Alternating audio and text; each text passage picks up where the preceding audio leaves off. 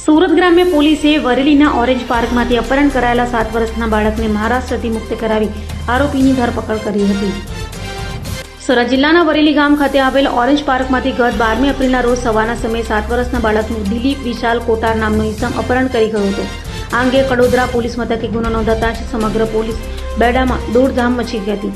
બાળકના અપહરણની ગંભીરતાને જોતા સુરત વિભાગના આરપીજી પ્રેમવીર સિંહ અને જિલ્લા પોલીસ અધિક્ષક રાજેશ ગડિયાના સીધા માર્ગદર્શન હેઠળ અલગ અલગ ટીમો બનાવવામાં આવી હતી અને કડોદરા જીઆઈડીસી પોલીસે ખાનગી સીસીટીવી ફૂટેજ ચેક કરતા આરોપી બાળકને લઈને સુરત શહેર તરફ જતો જણાયું હતું.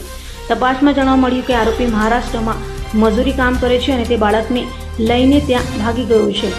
એલસીબી અને કડોદરા પોલીસની ટીમો તાત્કાલિક મહારાષ્ટ્ર રવાના થઈ હતી અને ત્યાંથી આરોપીને દબોચી લીધો હતો.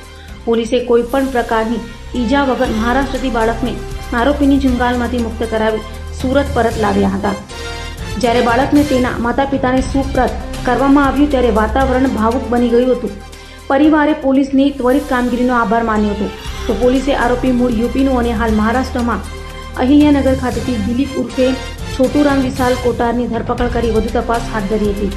તો આ ઓપરેશનમાં LCB PI RB Bhatol, Kadodara GIDC PI VA Desai, પેરાફોલો સ્ક્વોડના પીઆઈ એનજી પાંચાણી સહિતના અધિકારીઓ અને જવાનોએ સફળતાપૂર્વક પાર પાડ્યો હતો.